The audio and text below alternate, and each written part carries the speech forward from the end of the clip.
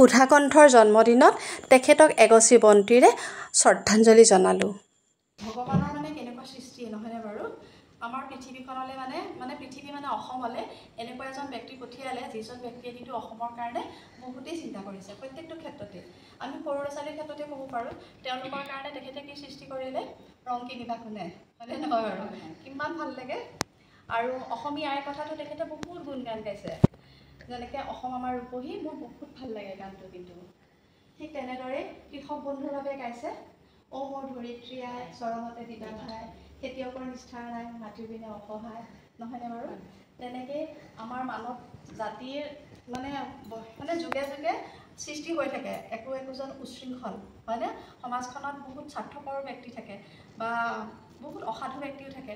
তেওঁলোকক মানে সৎ পথলৈ আনিবলৈ হ'লে সদায় এটিয়ে তেখেতৰ যি সৃষ্টি, তেখেতৰ গান, সেই গানটিয়ে কিন্তু মানৱ জাতিটোক মানে শুদ্ধ পথত নিব পৰা হয়। সেই গানটো কিয়ে? মানুহে মানুহ বাবে। আমি একেলগে গাব পাৰোঁ নেকি এবাৰ? এনেকৈ আমি শ্ৰদ্ধাঞ্জলি জনাওঁ ন?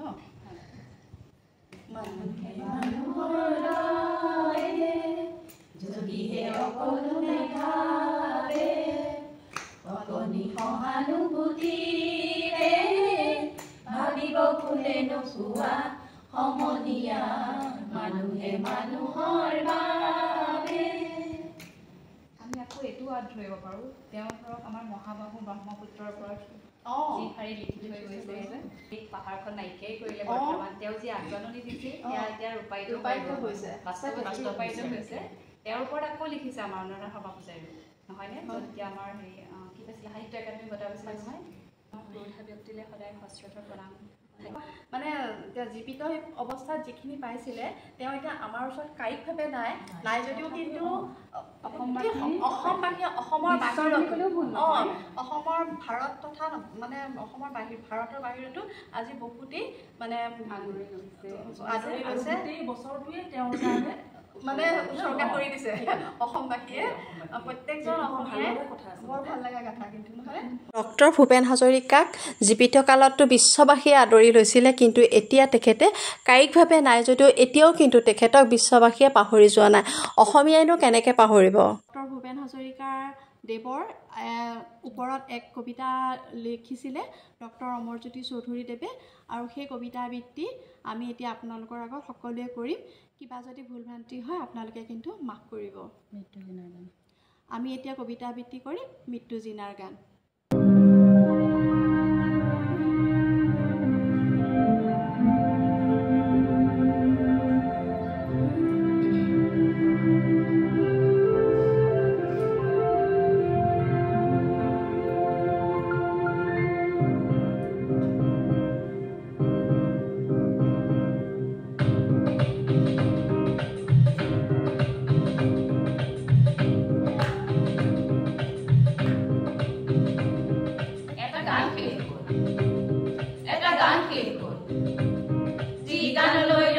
সমগ্ৰ জাতি সেই গান শেষ হ'ল, যি গানৰ দোলাতে আছে আমাৰ বহাগ, সেই গান শেষ হ'ল। এটা গান শেষ হ'ল, যি গানলৈ ৰৈ থাকে সমগ্ৰ জাতি, সেই গান শেষ হ'ল, সেই গান শেষ হ'ল। যি গানৰ দোলাতে আছে আমাৰ বহাগ, সেই গান শেষ হ'ল, সেই গান শেষ হ'ল। আছিল গান, গানতে লক্ষ্মী ধান, কঢ়িয়াই আছিলে সুৰৰে গাগৰিত আই অসমীৰ মান। মৌচুমী মাতে আতি বান্ধিছিল বিশ্বৰ প্ৰাণ, সেই গান শেষ হ'ল, সেই নৈয়ে শুকাই গ'ল। ক'ত তেনেহলে চাবি কৈশোৰ যৌৱন আৰু বেলি ভাতি দিয়া নিজৰ মুখৰ ছবি, ক'ত সাগৰ সংগমৰ সোঁৱৰণি বুটলিবি, সেই নৈয়ে শুকাই গ'ল। হেমন্ত গীতৰ দুমোজা দিনতে সেই গান শেষ হ'ল, অগ্নিযুগৰ জুই ফিৰিঙতি ঠিকাতে নুমাই গ'ল। এটা ধুমুহা নোহোৱা হ'ল, এটা ধুমুহা নোহোৱা হ'ল, যি জাতিক জগাই অসামান্য প্ৰেৰণাই কলব্য প্ৰস্তুতিৰ আখৰা কৰায়, সেই ধুমুহা নোহোৱা হ'ল। গানৰ নিতুল দেহ জ্বলি জ্বলি ৰ'ল,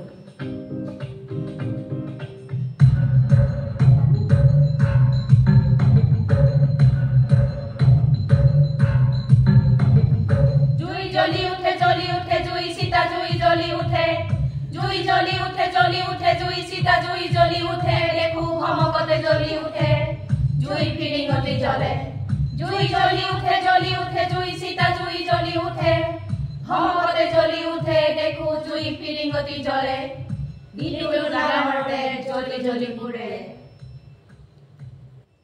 গোটেই জাতি বুবু খম খম ভৰাই সময়ও চকু মুদে নিমাতে বিদাৰে নিতুল গানৰ বীজবোৰ গজি উঠে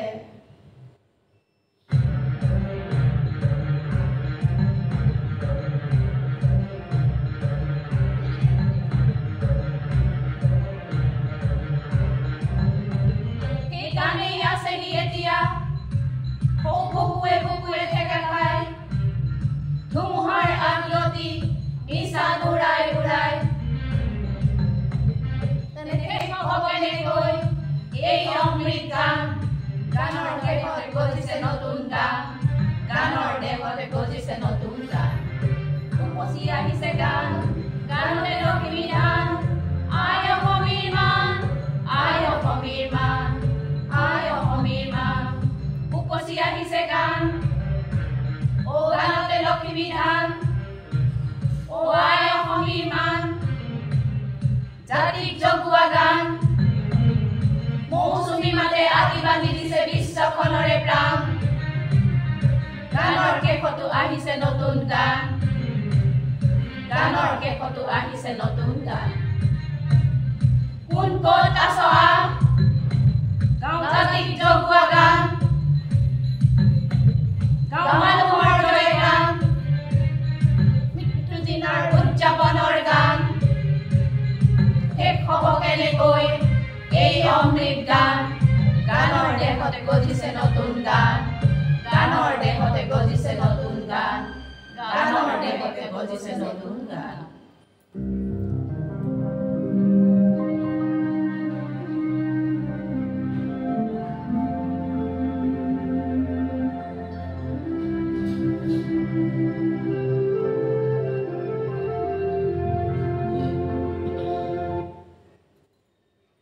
আজি আমি কবিতা আবৃত্তিটো কৰিলোঁ আৰু আমাক শিকোৱা বাইদেউ আজি আমাৰ লগত বিশেষ কাৰণত অনুপস্থিত আজি বাইদেউ থকা হ'লে কিন্তু আৰু বেছি ভাল লাগিল আজি আমি জোনালী বাইদেউক বহুত মানে মিছ কৰিছোঁ আমাৰ গ্ৰুপৰ প্ৰত্যেককে মিছ কৰিছোঁ আহা হয় বেছি ভাল লাগিছে আশা কৰোঁ নেক্সট প্ৰগ্ৰেমত আমি সকলোৱে আমাৰ কবিতা আবৃত্তিত আৰু বহুত কেইজন সদস্য আছিলে সকলো কেইজন আজি বিশেষ অসুবিধা নহয় আজি ডক্টৰ ভূপেন হাজৰিকাৰ জন্মদিনৰ উপলক্ষে বিভিন্ন অনুষ্ঠানত তেওঁলোক ব্যস্ত থাকিব লগা হোৱাৰ বাবে আমি এইকেইগৰাকী লগ হৈ তেখেতক এনেধৰণে শ্ৰদ্ধাঞ্জলি জনালোঁ